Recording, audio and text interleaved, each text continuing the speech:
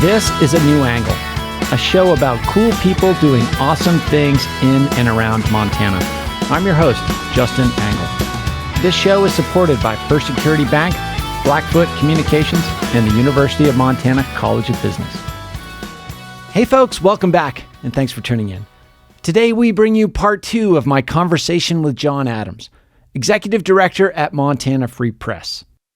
If we were talking about something as important as electricity, water, the ability to heat your home, it wouldn't even be a question. We'd find a way to pay for it. And I think people are coming to realize that accurate, reliable, fact-based journalism is that important.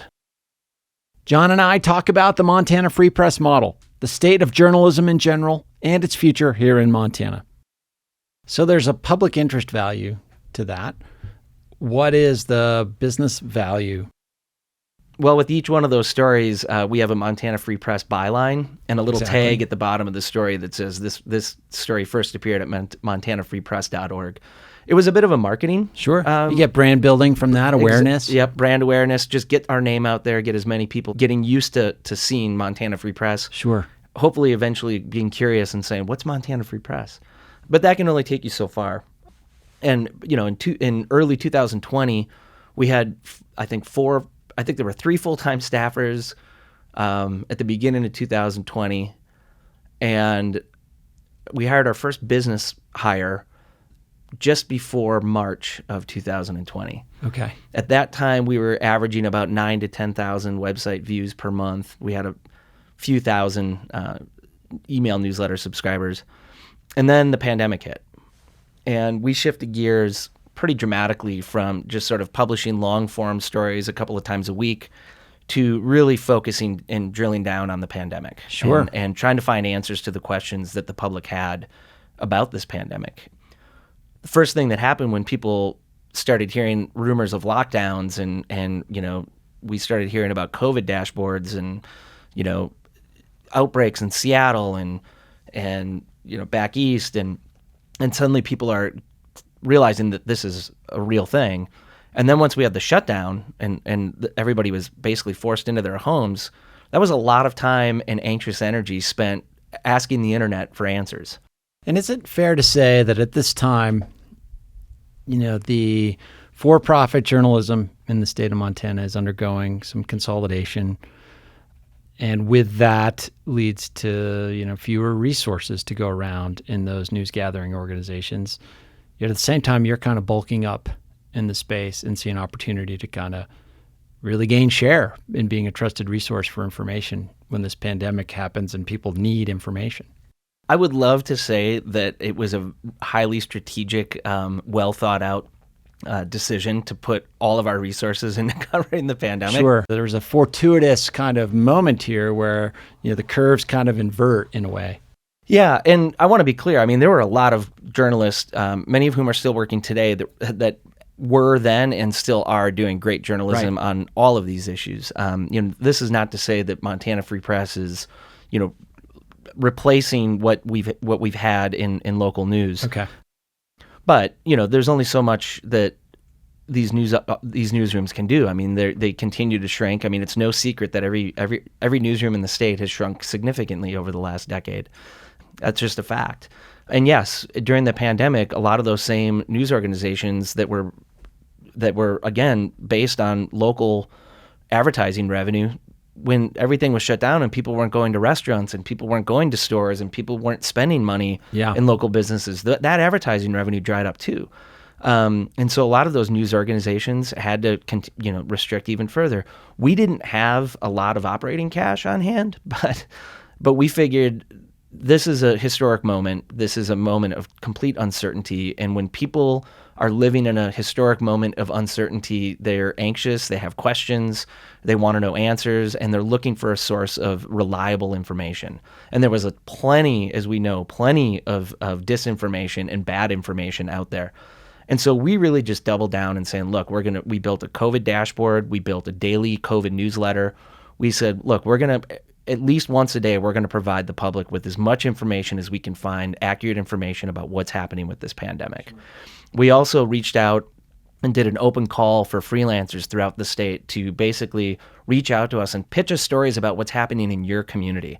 So we started getting freelance submissions from all over the state. And once what we saw was every time we published a story from one of these communities, our readership spiked.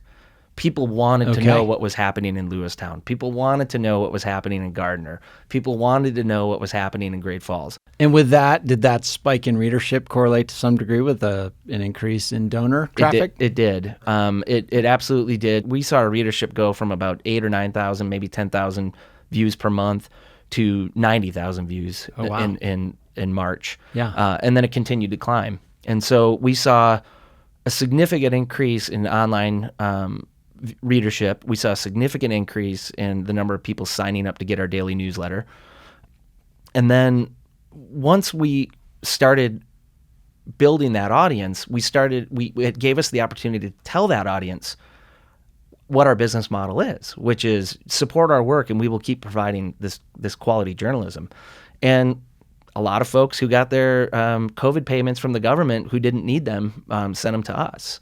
I've got a stack probably this high, 4 inches high of people who said, I don't need this money from the government. I'd rather give it to organizations like yours that are keeping us informed. You're able to really kind of capitalize on this moment and provide a great service to the public, but also it elevates the profile of your organization, probably provides some sort of financial stability. Sort of bring us up to current day. How did that moment in the pandemic sort of lead to where you're at today? As the pandemic was growing overseas and then coming over to the States, and as this news story was becoming not just sort of a footnote on the nightly news, but becoming sort of the story, we had already had several different initiatives in motion. We were working on building out our membership program, being much more intentional about how we grow our membership. And for us, a member is somebody who donates to us in a given year. Okay. So we're trying to figure out, how can we really do a better job of building out this membership so that we're giving our audience what they want from us, not necessarily in terms of content. We think we're kind of experts in the news, but how do they want to get it? And can you share a little bit about that membership in terms of like how many members do you have? Is it cyclical in nature? I would say that a significant percentage of our membership, probably in the neighborhood of anywhere from 15 to 25%, are out of state. Okay. A lot of folks who just care about Montana. They've been here. They used to live here, whatever. But we're approaching 4,000 members now. Great. Our average donation, I think, is around $120 to $130 per year. Wonderful. So roughly $10 a month is kind of the average, $10 to $15 a month. And, we were really working on building that out in a way so that when you come to our website, if you're already a member, we're not constantly asking you to become a member. Right. Right. And there's some technology that has to happen there. So there was a technological component to the website that was kind of underway. We were in the process of launching a completely rebranded organization with a new website, a new brand, a new brand logo, and really a top to bottom focus on reader user experience. So when you're on our website, we want it to be fast. We want it to look clean. Yep. We want it to work on whatever device you're using. We don't want you to be distracted by all kinds of bells and whistles. We just want it to be a real straight to the point, functional, clean, fast user experience. So those things were underway. And in fact, we were supposed to launch the new website in April, and that got pushed back a little bit because of the pandemic. And, everything got pushed back. But we launched a new website around that time. And we were also, there was an organization called the American Journalism Project, which I'm sure some of the readers have heard about over the years. And this was a new national philanthropic endeavor to fund local news at a high level, to work to give those organizations the resources that they needed to build a model of sustainability in nonprofit news. Okay. I was very eager to get some of that funding because I felt like that was the kind of catalytic business-oriented funding that we needed to hire the kinds of people that I knew we needed to have in the back end, not the journalism, not the editorial room, not the newsroom, but in the business office, to really build out a sustainable operation into the future. And I had been on the AJP website on a regular basis, reading their sort of, this is what an AJP grantee looks like. Okay. And it was basically a rubric, commitment to transparency, that you're thinking about sustainability and audience growth, that you're, that you're considering all the different ways that you can build out a revenue model that is resilient and not prone to, any particular economic factor. Yep. One of the first questions that people always ask about when it comes to a donor-funded news organization is this sort of notion that you've got some rich individual who gives, a huge sum of money to an organization, and then they're kind of calling the shots, right? Like you're pushing their agenda. And early on, that was certainly one of the concerns that folks had with the Montana Free Press, including my former board chair, Chuck Johnson. May he rest in peace. Chuck, when I first approached him after we had both been laid off from our jobs, and I said, look, I want to start this thing. I'd love for you to be a part of it. He was highly skeptical of it, because he had looked and seen in other parts of the country where there were these sort of single donor or agenda-driven nonprofit, I put in air quotes, news organizations that were funded by think tanks and institutions that had a very clear political agenda. Or even the perception of editorial influence, which can be a problem in journalism in general. Yeah, exactly. I mean, people are skeptical of money, right? Rightfully so. Right. And my attitude was, if we're transparent about our funding, if we tell everybody where we get every single penny from, in which we do on our website, we have a disclosure page where we disclose on a regular basis, right down to the membership level, first and last name of our donors. We're transparent with our funding, and that's also one of the reasons why I wanted membership to be a significant piece of our funding pie.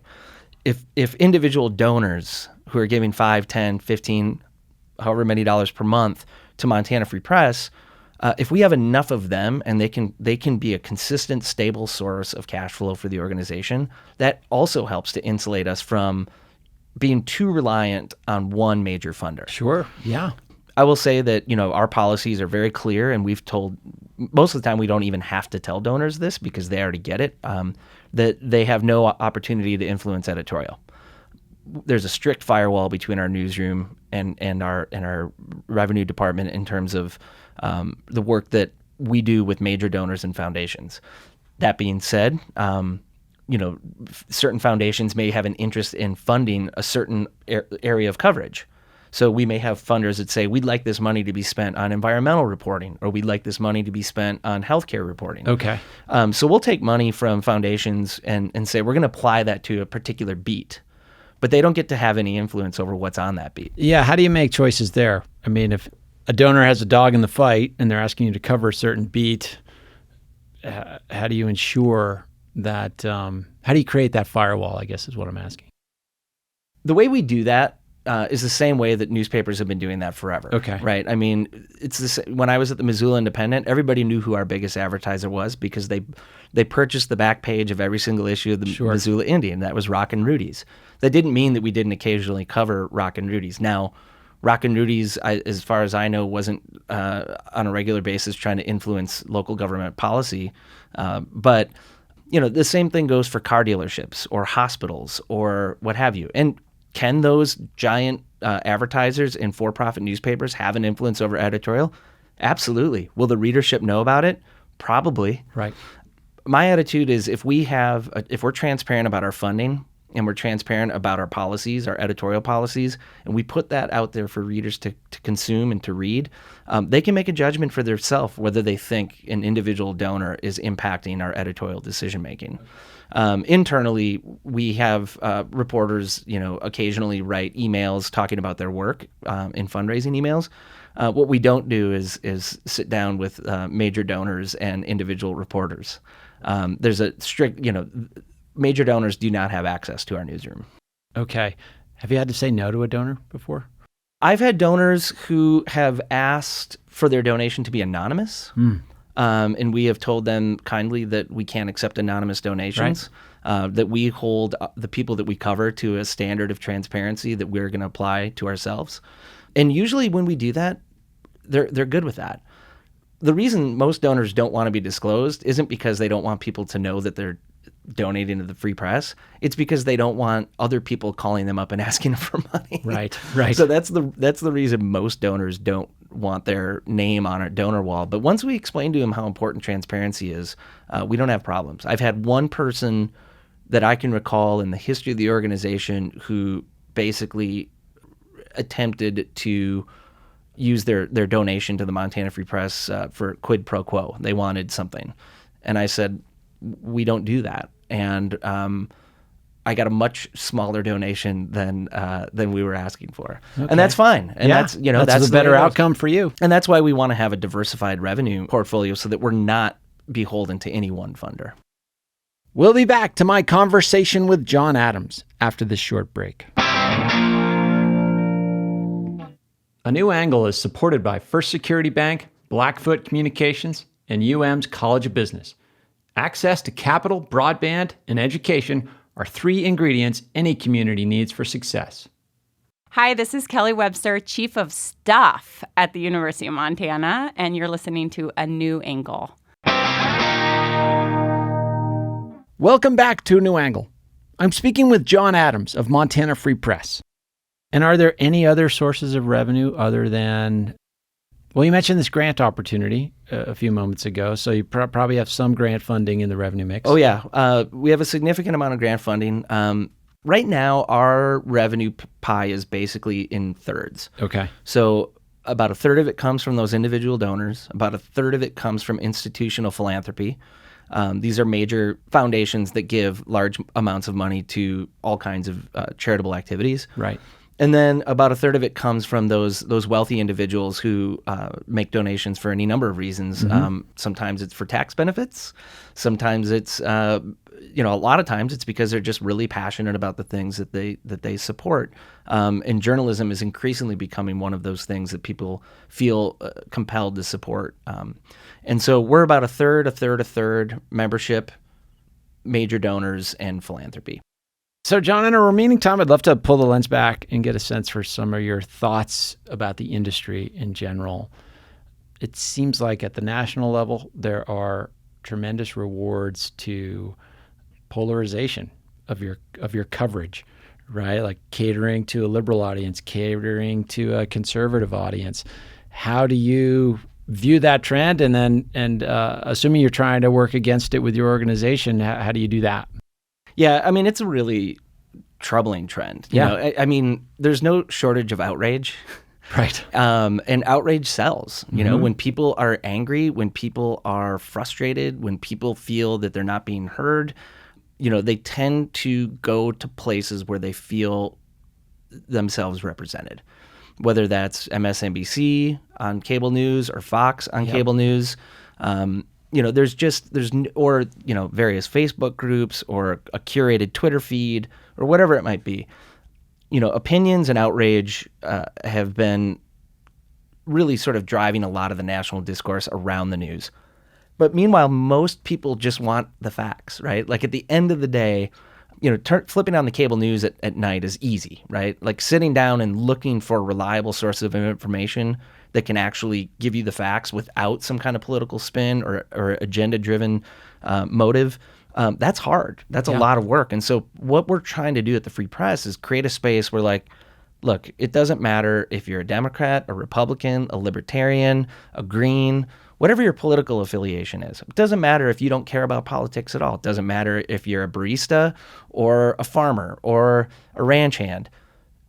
The things that are happening in Helena, the things that are happening in your local county governments, those things matter to you. They affect you. They affect whether or not you have clean drinking water. They affect whether or not you have roads that aren't full of potholes. I remember doing one of the biggest stories I did for the Great Falls Tribune was about the muddy roads in rural Montana that were muddy because of the missile silos from Maelstrom Air Force Base.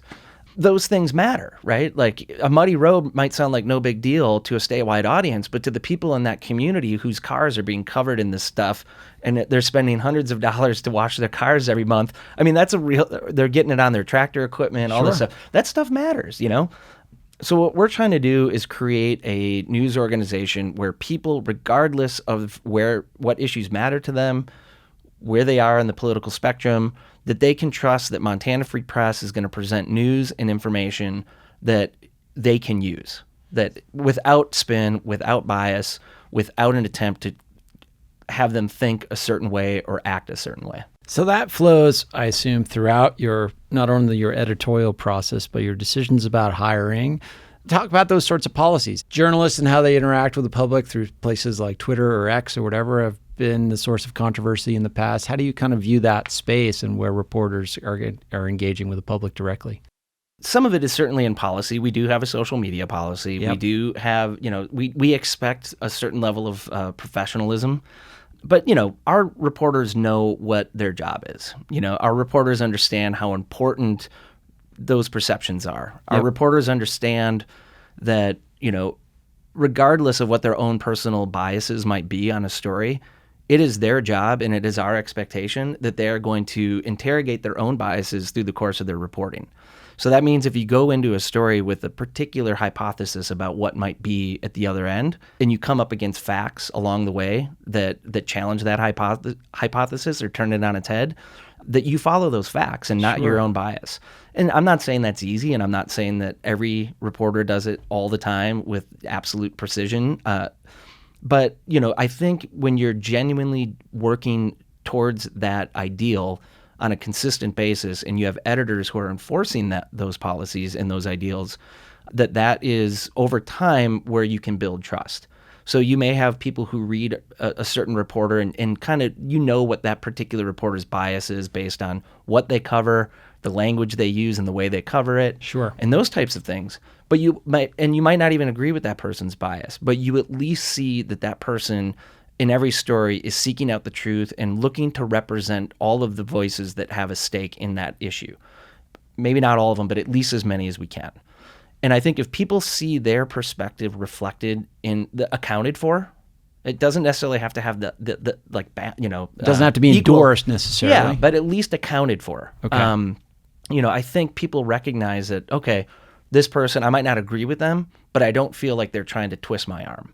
I mean, you could argue that that's led to problems with like climate reporting, for example, where it gets often portrayed as a two-sided issue when, if you believe the scientific community, it is overwhelmingly a decided issue. So an issue like that, how do you, the both sidesism, how do you kind of navigate topics like that where the facts would indicate that, one side has the right story?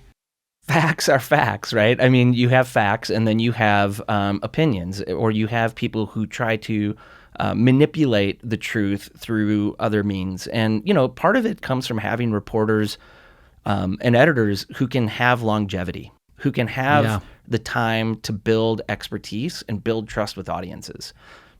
We've had so much turnover in our industry for so long that nobody ever gets the opportunity to become an expert. Right. Where is the next, Chuck Johnson, who covered politics for almost 50 years in this state as a reporter?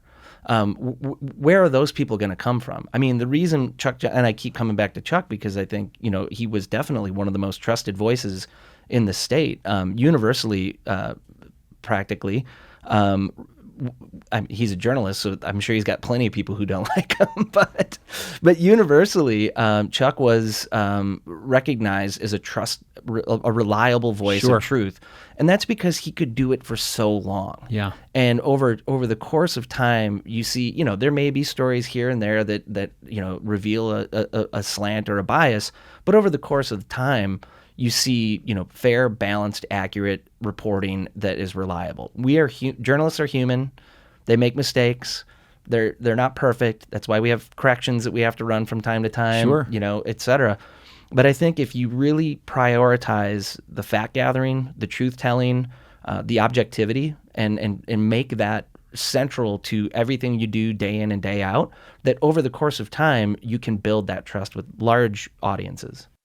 Turn the clock forward for our remaining time here. I mean, you've been able to get this organization not only off the ground, but to a point where it's arguably thriving and providing a tremendous value, and you have a sustainable revenue model. Are we experiencing a shift in journalism? Is this the new model for local rural journalism or journalism in general? What are your views on that?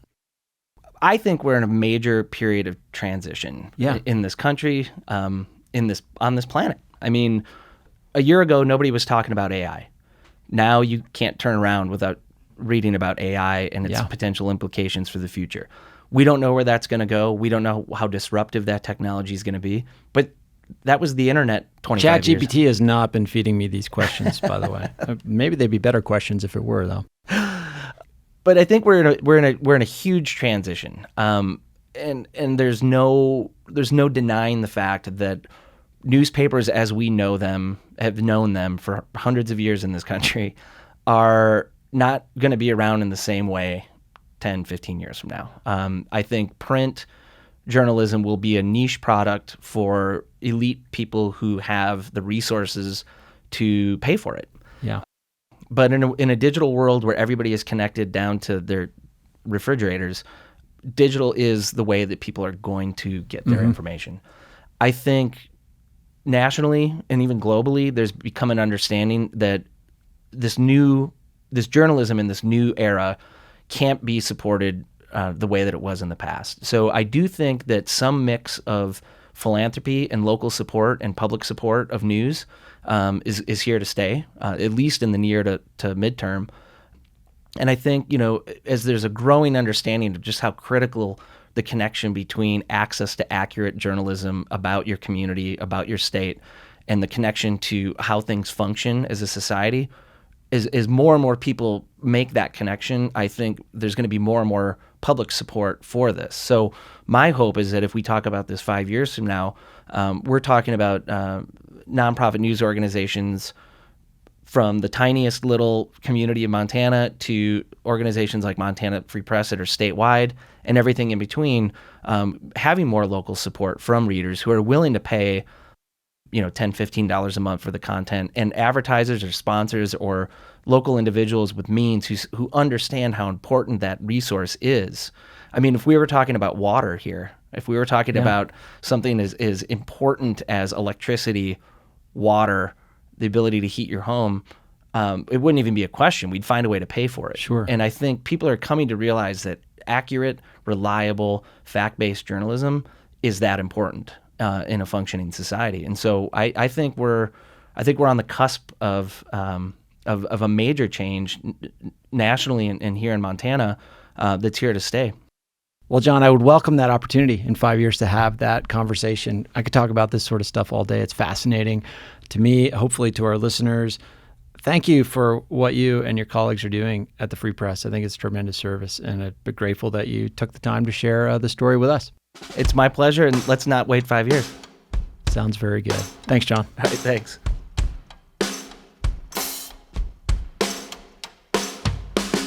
Thanks for listening to A New Angle. We really appreciate it.